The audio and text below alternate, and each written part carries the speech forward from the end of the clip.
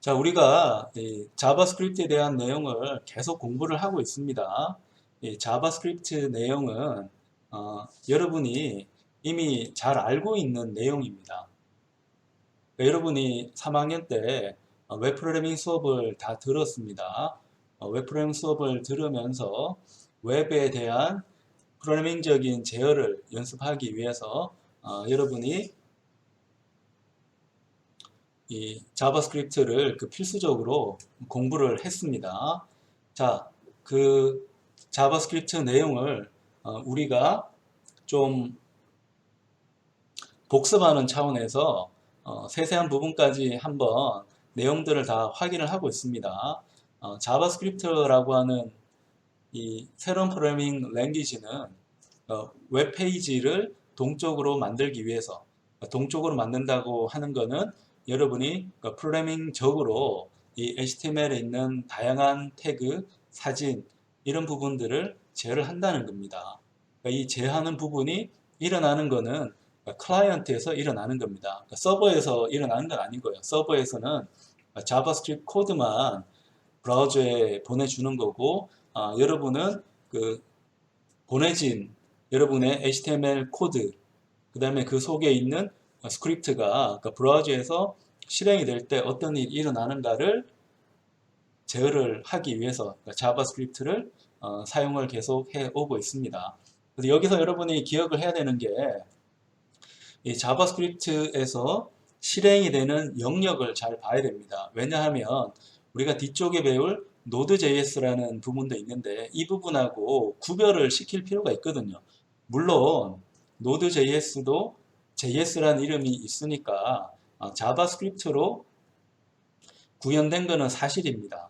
사실인데 자바스크립트라고 하는 것은 굉장히 큰 개념의 프로그래밍 언어 체계라고 볼 수 있는데 주로 자바스크립트가 쓰이는 부분은 웹브라우저에서 실행되는 거를 바탕을 두고 우리가 프로그래밍을 한다는 거 꼭 기억을 해야 되고 이 자바스크립트를 기반으로 해서 만든 새로운 체계가 Node.js라는 체계인데 이 Node.js는 서버에서 일어나는 일을 프로그래밍을 하기 위해서 우리가 개발을 한 체계라고 볼 수 있습니다.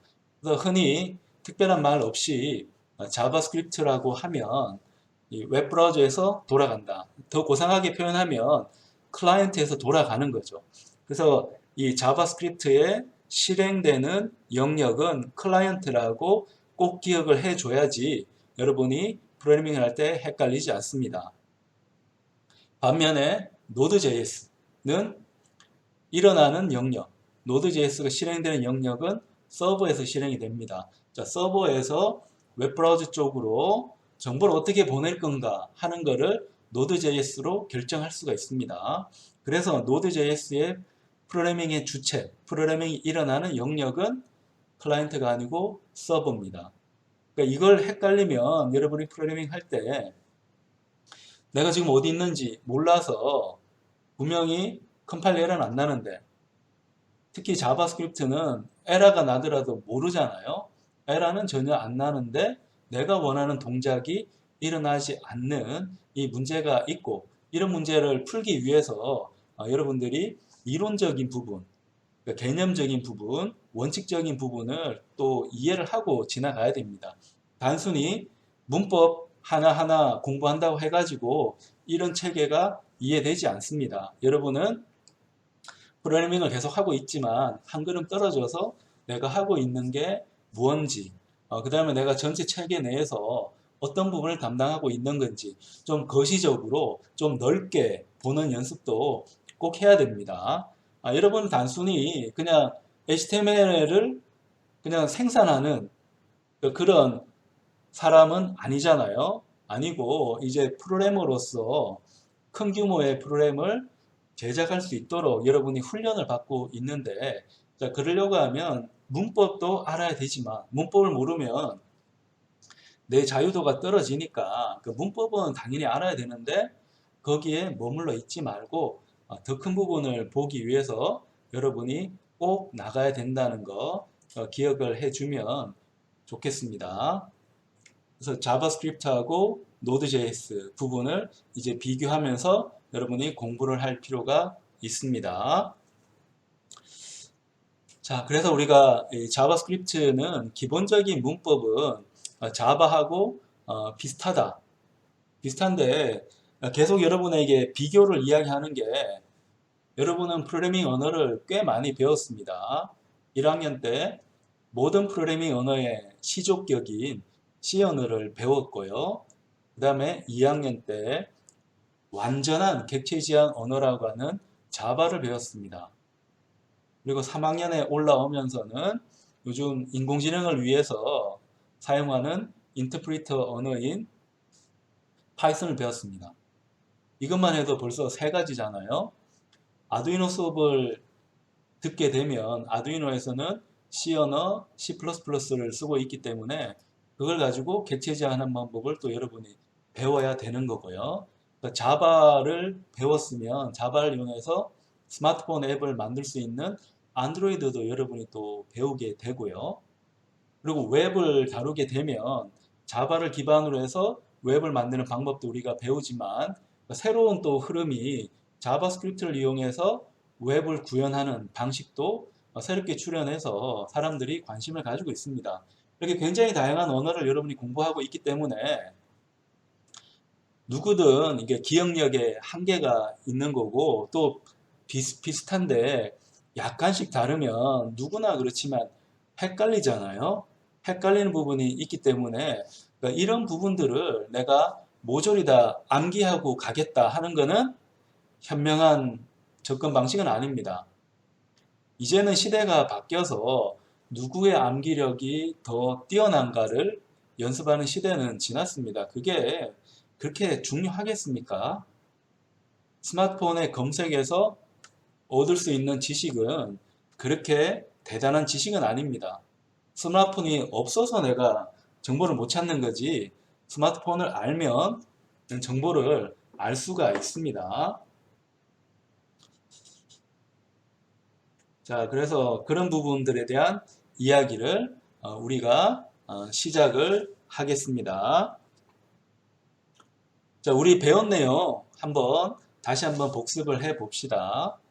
우리가 자바스크립트의 기본적인 문법을 배웠고 기본적인 문법 체계는 C 언어라든지 자바하고 굉장히 비슷하다라고 했는데 다만 차이점은 우리가 변수를 정의할 때 변수의 데이터 타입을 굳이 설정하지는 않는다고 우리가 배웠고요. 이러한 특징이 있는 것은 자바스크립트라든지 파이썬이라든지 이런 쪽에 이런 특성이 있는 거고 C나 자바 같은 경우에는 데이터 타입을 꼭 명시를 해야 된다라고 배웠습니다.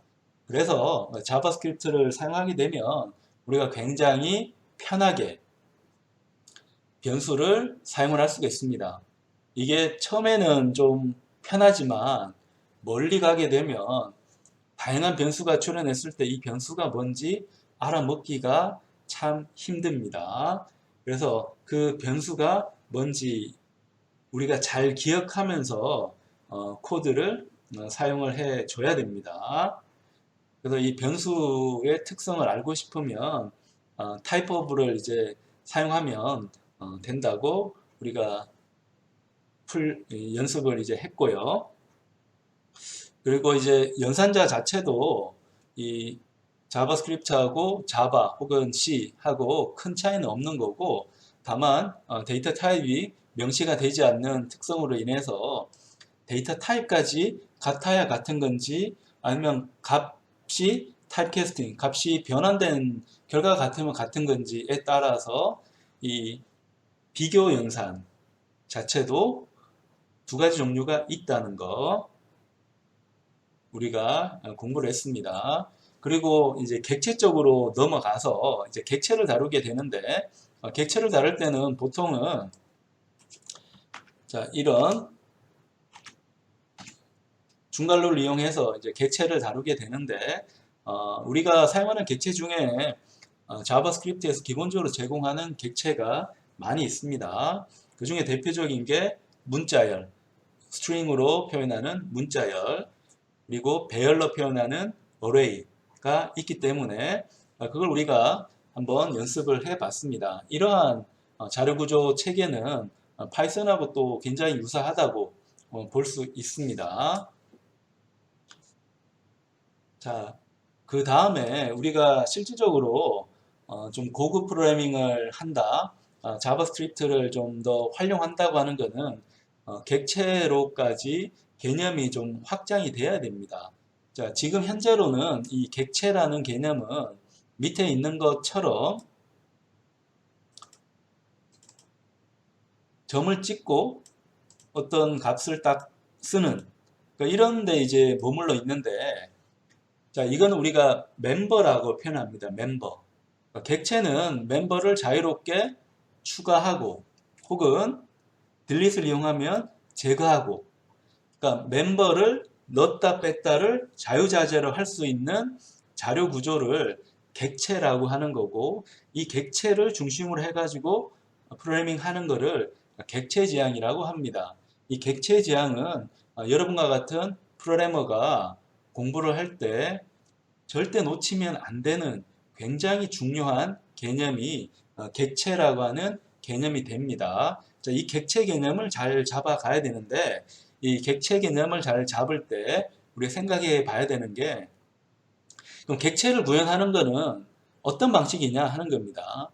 C++나 자바, 파이썬 같은 경우에는 클래스라는 개념으로 객체를 만들어 가는데, 자바스크립트는 독특하게도 펑션을 기반으로 해서 객체를 잡아갑니다. 근데 펑션하고 object하고, 그러니까 함수와 객체를 자바스크립트에서는 이게 비슷하면서도 다르게 처리를 하고 있거든요. 그러니까 거기에 대한 개념을 여러분이 잘 잡고 있으면 이 자바스크립트로 이제 다양한 프로그래밍을 볼 때 여러분의 이해도는 더 올라갈 수 있습니다. 근데 이게 헷갈리면 아무리 우리가 코드를 짠다 하더라도 확신이 없습니다. 이 코드가 제대로 작성이 된 건지 안 된 건지 헷갈릴 수밖에 없습니다. 그래서 여러분들이 이제 지난번에 이제 웹 프로그래밍을 배우고 이번에 다시 한번 배워서 뭐 일견 비슷한 것도 있겠지만, 지난번 웹 프로그래밍 시간에 여러분이 배웠던 내용을 이 수업을 들으면서 다시 한번 환기하고 여러분의 개념을 체계화하고 머릿속으로 정리하고 이런 과정이 꼭 필요합니다.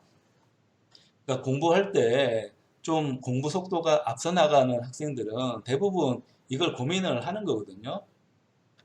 뭐 연습장에 외우기 위해서 막 같은 글씨 막 쓰면서 이렇게 외운다 해가지고 이 프로그래밍 할 때 도움이 되는가 하면 전혀 도움이 안 됩니다.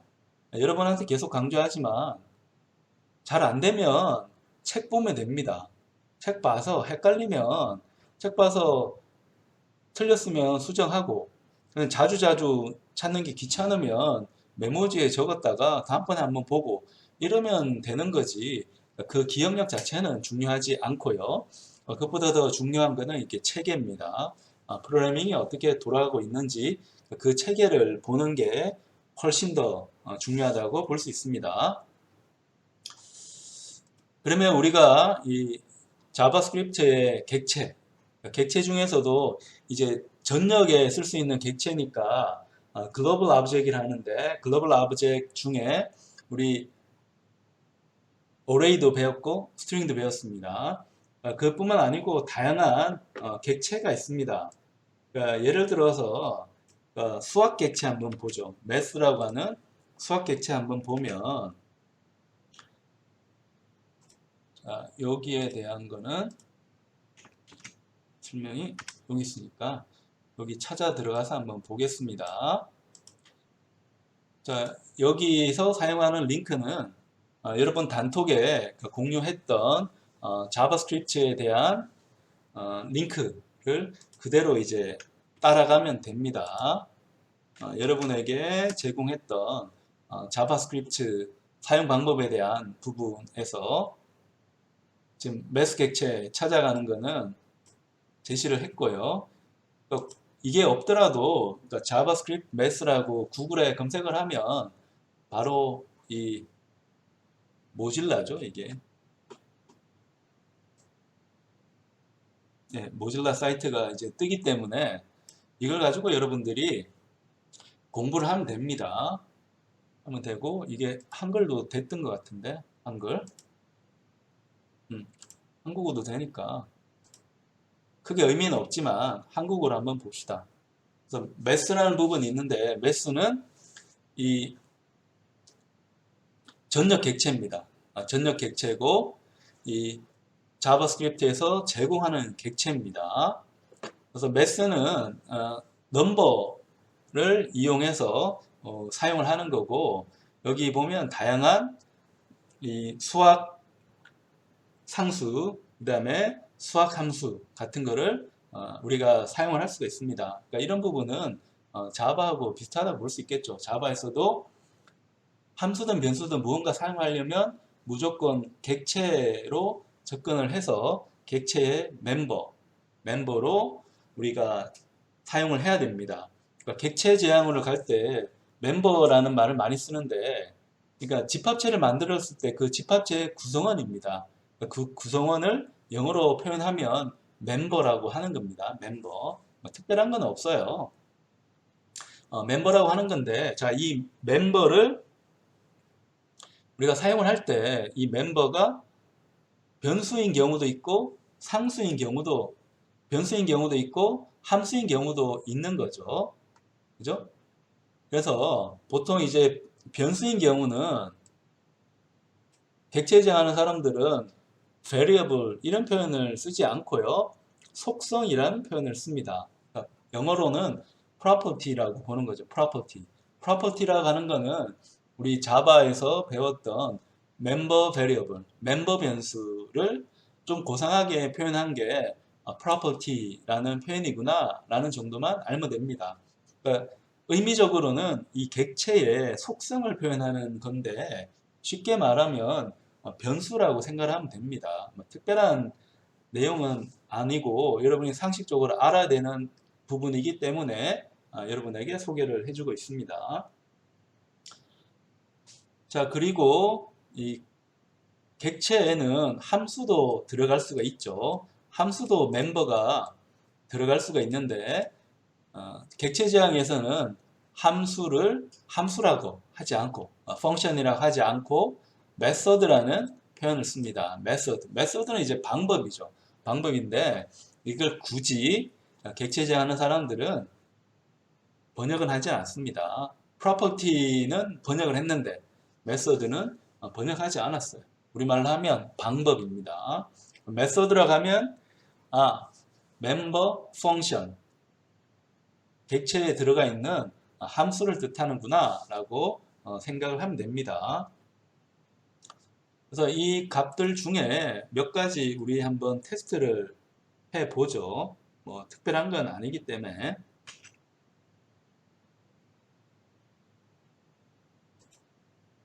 자, 여기 가서 한번 볼까요? 자, 내가 어떤 값을 계산하는데 3.14라고 하는 이 원주율이 필요하다라고 하면 매스라는 객체를 콜하고, 여기 보면 인터페이스 매스라고 되어 있네요. 점 해서 이제 파이라고 치면 여러분 파이를 계산할 수 있습니다. 파이에 10배를 한번 해보겠다 하면 곱하기 10을 하면 됩니다. 그래서 콘솔에 로그로 A를 한번 기록하는 것도 방법입니다. 그리고 어떤 경우에는 내가 난수를 발생시키고 싶은 경우도 있어요. 그러니까 매스 밑에 보면 random이라는 함수가 있습니다. random. 그러니까 이 random 함수를 보면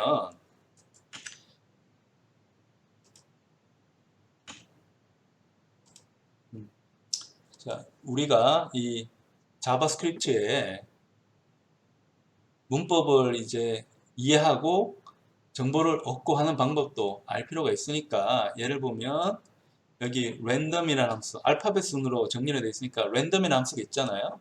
눌러서 들어가면 이 random 함수는 0에서 1 미만 구간에서 근사적으로 균일한, 뭐 이렇게 어렵게 쓸 필요는 없고, 우리가 배운 확률 및 통계를 바탕으로 보면, 그러니까 유니폼 디스트리뷰션이라는 균등 분포의 난수를 발생을 합니다. 그러니까 0에서 1 사이에 숫자가 무작위로 나한테 온다는 겁니다. 숫자가 무작위로 온다. 자, 그걸 우리가 한번 콜을 해 보겠습니다. 자, 이렇게 하면 얘는 값이 뭐라고요? 자, 0에서 1 사이 값이 오는 겁니다. 근데 보통은 우리가 난수 발생시키면 그 값 자체는 내가 정수로 얻으시기를 원하는 경우가 많습니다. 근데 만약에 이제 주사위 던졌다. 주사위 던져서 그 값을 내가 확인하고 싶다고 하면 그건 이 소수점을 뭐 버려야 됩니다. 그 소수점 버릴 때 방법은 여러 가지가 있는 거죠.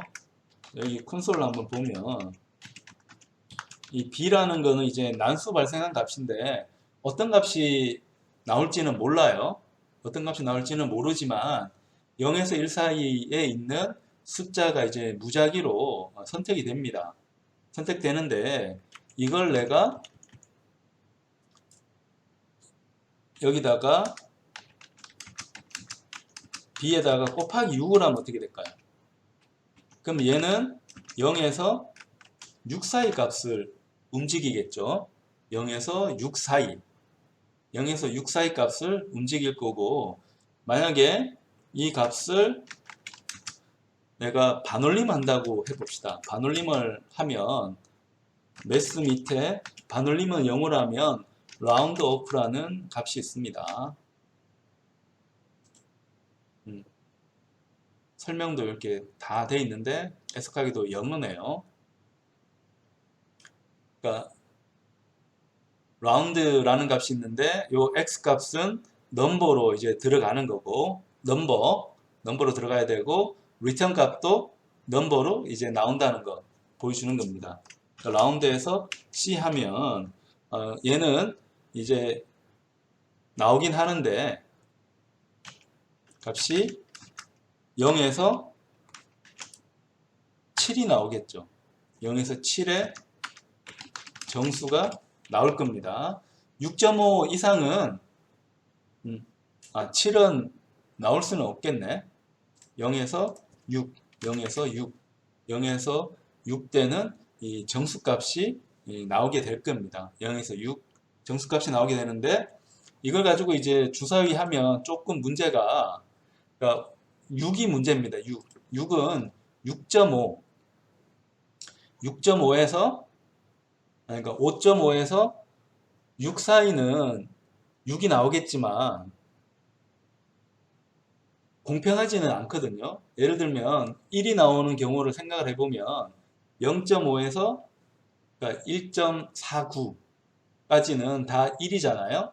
그러니까 이렇게 나올 텐데 그러니까 구간이 1 정도 되는 범위값은 전부 다 1로 가는데 6은 5.5부터 6까지만 6이고 0에서 0.49까지는 0이 나와버리는 이 문제가 있습니다. 그래서 만약에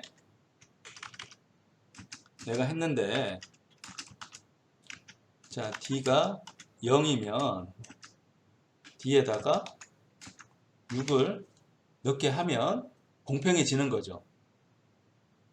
자, 우리가 이제 주사위 1에서 6까지 나오는 주사위를 이제 만들고 싶으면 랜덤 넘버를 발생시켜서 주사위 던지는 효과를 만들면 되는데 이게 아무래도 0에서 1 사이 되는 이 균등 분포가 이게 기준이긴 한데 이 균등 분포 이용해 가지고 숫자로 정수로 이제 바꿀 때는 끝자리 숫자가 마지막 숫자가 좀 문제가 됩니다. 처음 숫자하고 마지막 숫자가 이제 문제가 되기 때문에 그걸 꼬리를 서로 물리게 되면 이제 서클이 돼 가지고 다 공평하게 난수를 발생시킬 수가 있겠죠. 그래서 요거를 콘솔로 한번 결과를 한번 봅니다. 얼마가 나올지 궁금하니까 C도 한번 볼까요? C도 한번 보겠습니다. 이렇게 해서 HTML 내에서 돌아가는 자바스크립트를 한번 사용하는데 그 중에서 전역 객체, 글로벌 오브젝트에 해당하는 수학 객체를 한번 활용을 해 봤습니다. 여기서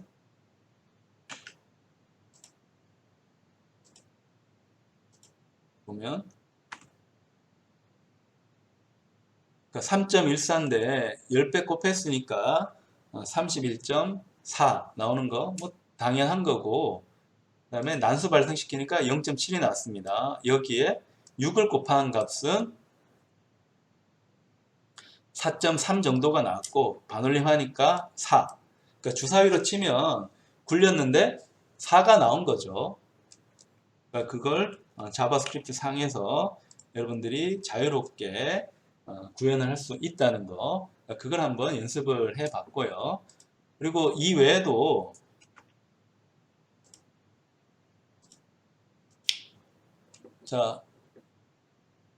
자바스크립트에 대한 이제 기술 내용을 표현되는 거에는 뭐 굉장히 다양한 토픽들이 있습니다. 스탠다드 빌트인 오브젝트라고 하는 기본이 되는 이 전역 객체가 이제 많이 있는데, 그 중에서 우리가 매스라는 거를 한번 뭐 사용을 해 봤고요.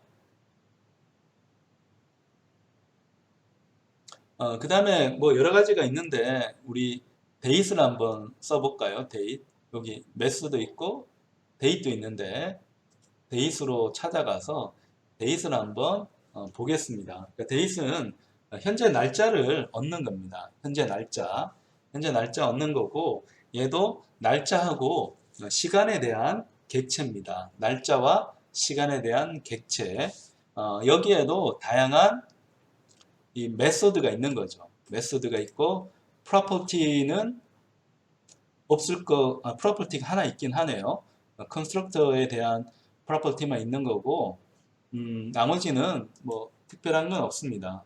없고, 여기 프로퍼티라고 하는 것도, 여기 프로퍼티라고 하는 부분도 이 상속을 받았기 때문에 아무직에 대한 프로퍼티일 뿐이고, 이 데이트 자체가 가지고 있는 프로퍼티는 없네요. 그러니까 메소드가 굉장히 다양하게 있다는 거 우리가 기억을 하고 한번 코드를 실행을 한번 해 보겠습니다. 그러니까 현재 시간을 얻고 싶으면 여기다가 let 해서 current time을 얻고 싶으면 new 해서 date 이렇게 적으면 됩니다. 콘솔에 보면 현재 타임이 나옵니다. current date time이라 할까요?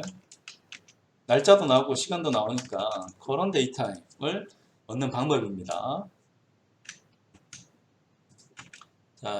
이렇게 해서 우리 실행 한번 해보면 콘솔에 나오는 게 여러 가지 정보가 많이 나오는 거죠. 날짜도 나오고 현재 시간도 같이 제공하고, 그리고 이제 전 세계적인 시스템이기 때문에 이게 한국 시간인지 미국 시간인지 영국 시간인지 이런 것들도 이제 궁금하기 때문에 여기에 대한 내용들까지도 다 정보로 제공을 해주고 있습니다. 그럼 이 부분에서 우리가 한번 봐야 되는 게, 객체를 할 때도 우리 new를 썼잖아요. new를 썼고, 여기서도 date이라는 객체를 우리가 사용하고자 할 때 new를 썼습니다. 근데 얘하고 예를 들어 템프로 해서 얘하고 두 개 차이는 뭘까요? 이렇게 그냥 할당만 하는 경우하고 할당해서 new 하는 경우, 이 차이는 어떤 게 있겠어요? 그러니까 이런 부분에 대한 고민은 자바 할 때 굉장히 많이 다뤘던 부분입니다. 자바 할 때도 여러분이 알고는 있지만 이 new라고 하는 과정이 어떻게 형성돼서 프로그래밍상에서 쓰이는지 여러분이 알고는 있지만 또한 고민하지 않으면 그냥 대충 알고 넘어가서 오히려 헷갈리는 경우가 또 있어요. 그래서 여러분이 내용 파악을 정확하게 할 필요가 있습니다. 내용 파악을 정확하게 할 필요가 있어요. 어떤 건가 하면, 자, 여기서 한번 보면, 뭐, 객체 지향 언어를 포함해 가지고 대부분 언어가 이제 마찬가지인데, 자, A는 new의 이제 object이다 라고 하는 부분하고 B는 A다 하는 거하고는 분명히 차이가 있습니다. 얘는 내가 지금 뭘 했는가 하면 생성을 한 겁니다. 생성. 컨스트럭션을 한 거예요. 그럼 얘는 뭘 했는가 하면 그냥 복사만 한 겁니다. 복사만 한 건데, 복사라고 하면 완벽하게 이제 복사하는 경우도 있고 대충 복사하는 경우도 있잖아요. 그래서 복사하는 것도 이제 두 가지를 지금 이야기합니다. 그러니까 딥 카피라는 게 있는 거고, 그러니까 모든 부분을 다 복사하는 게 있는 거고요. 파이썬에서도 이건 굉장히 강조했던 부분입니다. 아니면 얕게, 영어 얕다는 건 shallow니까 shallow 카피가 있습니다. 그러니까 우리말로 굳이 번역하자면 얘는 깊은 복사가 되고 밑에 건 얕은 복사가 이제 될 겁니다. 그러니까 딥 카피하고 샬롯 카피가 있는데, 자, 이걸 개념을 이해하려고 하면 여러분이 1학년 때 배웠던 그러니까 C 언어를 한번 돌아볼 필요가 있습니다. 우리가 값을 저장한다는 건 이제 뭐냐? 값 저장한다는 거는 뭐예요? 값 저장한다는 건 분명히 메모리에 저장하는 거죠. 메모리에 저장을 합니다. 그럼 어딘가에 A라는 값이 저장이 되어 있을 거예요. 요 값이 obj로 이제 저장이 되어져 있을 겁니다. 근데 요 이름을 뭘로 붙인 거예요? A라고 붙였잖아요. 자, A라고 붙여서 요 A를 통해서 요 값을 찾아가는 겁니다. 근데 C언어에서는 좀 더 물리적으로 이야기를 하니까 주소라는 값하고 개념하고 값이라는 개념, 그러니까 주소는 우리가 address라고 이게 이야기를 했고, 값은 value라고 이야기를 했잖아요. 그러니까 address하고 value 개념으로 설명을 했습니다. 그래서 주소를 통해서 값을 찾아간다.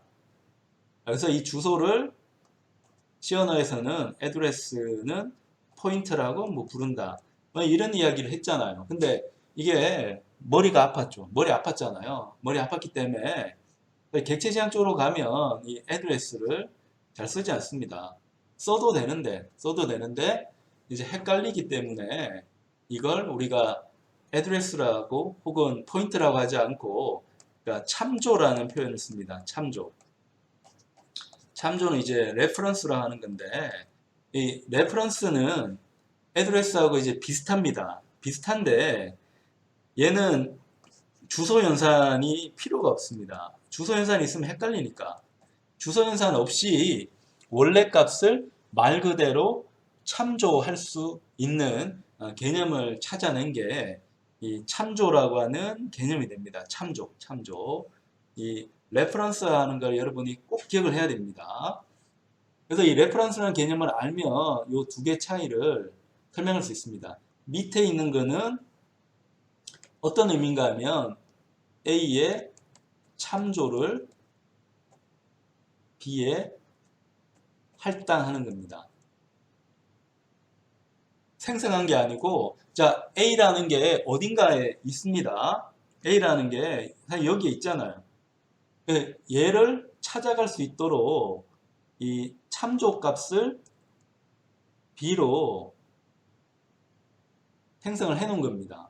그래서 B는 A를 참조해 가지고 원래 값을 찾아갈 수 있습니다. 자, 이렇게 하면, 자, 할당을 했다고 하면, 자, 이 데이터 구조가 하나도 생기나요? 생기지 않죠. 그러니까 B는 그냥 원래 있던 값을 참조할 뿐입니다. 생성하지 않아요. 그냥 확인하고 참고하고 그냥 접근할 뿐입니다. 원래 값을 새로 만들지는 않아요. 근데 위에 생성을 보면 생성은 원래 없던 object이라는 거를 새로 하나 만듭니다. 새롭게 생성을 하는 겁니다. 생성하고 걔 이름을 뭐로 붙인 거예요? 걔 이름을 A라고 붙였고 요 A는 이제 참조할 수 있는 이 태그, 꼬리표가 됩니다. 꼬리표. 이 꼬리표를 이용해 가지고 새롭게 생성된 object이라는 이 메모리에 있는 자료 구조를 접근할 수가 있는 겁니다. 그래서 이 디카피하고 쉘로 카피도 이제 우리가 이해할 수 있는 게 디카피 한다는 거는 는 하면서 new를 해준 겁니다. 그래서 완벽하게 그대로 복사해 가지고 딥카피 하면 A라는 게 있었으면 똑같은 게 생기는 게 딥카피입니다. 딥카피 하면 원래 있던 게 그대로 생기는 거고요. 쉘로 카피는 여기에 있는 것처럼 그냥 new 없이 할당만 한 겁니다. 그래서 원래 있던 값은 그대로 있어요. 이걸 내가 참조해서 접근을 할 뿐입니다. 그래서 데이터 구조, 자료 구조를 내가 새롭게 생성을 할 거냐 하면 new라고 써줘야 되는 거고, 나는 메모리를 효과적으로 써야 되니까 생성하지 않고 접근만 하겠다고 하면 참조를 해줘야 됩니다. 어려운 말 같지만, 자, 다시 한번 이야기하면,